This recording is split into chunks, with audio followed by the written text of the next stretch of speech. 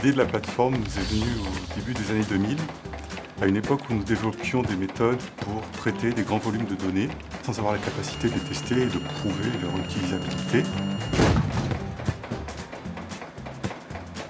En considérant les besoins à l'intérieur du laboratoire, nous avons vu que différentes équipes travaillant sur des sujets extrêmement variés avaient les mêmes besoins, et ce problème que nous avions en interne, nous pouvions le trouver aussi dans d'autres laboratoires en France. On a donc cherché à développer ce projet en le proposant au financement d'un contrat plan État-région, sur lequel a été adjoint un financement du FEDER et un financement du CNRS. La plateforme OSIRIM est ouverte aux chercheurs et étudiants de l'IRIT, et de façon plus large, la plateforme est ouverte à la communauté informatique, aux autres domaines scientifiques et aux entreprises qui souhaiteraient utiliser les moyens matériels et logiciels de la plateforme dans le cadre de collaboration avec des équipes de recherche de l'IRIT. Nous pouvons également constituer et partager des corpus de référence. Pour vous donner un exemple, nous hébergeons actuellement, via un flux temps réel, 1% des tweets mondiaux que nous mettons à disposition des équipes de recherche qui en auraient l'utilité. Nous avons déployé une offre logicielle qui est adaptée au traitement de grands volumes de données. Nous avons déployé un ordonnanceur de job qui s'appelle Slurm, qui permet de distribuer des traitements développés avec des langages tels que C, C++,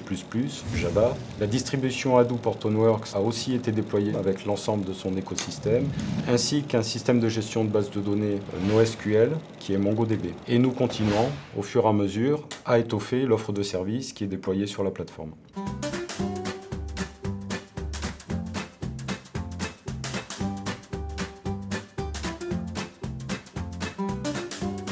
Je travaille notamment sur la modélisation automatique de la sémantique à partir de textes. On va regarder dans un très grand corpus quel mot va apparaître avec un autre mot et on va repérer toutes ces fréquences, combien de fois est-ce qu'un certain mot va apparaître avec un autre mot. Et à partir de ça, on peut construire en fait des vecteurs de fréquences qui nous disent quelque chose par rapport à la sémantique. Donc ça, c'est quelque chose qui prend assez de temps, qui est assez lourd, mais c'est aussi un processus qui est bien parallélisable. Et donc c'est pour ça qu'on a utilisé OSIRIM. Et donc comme ça, on peut vraiment faire le processus beaucoup plus vite, dans le sens que au lieu de 2 jours, ça prend juste 2 heures.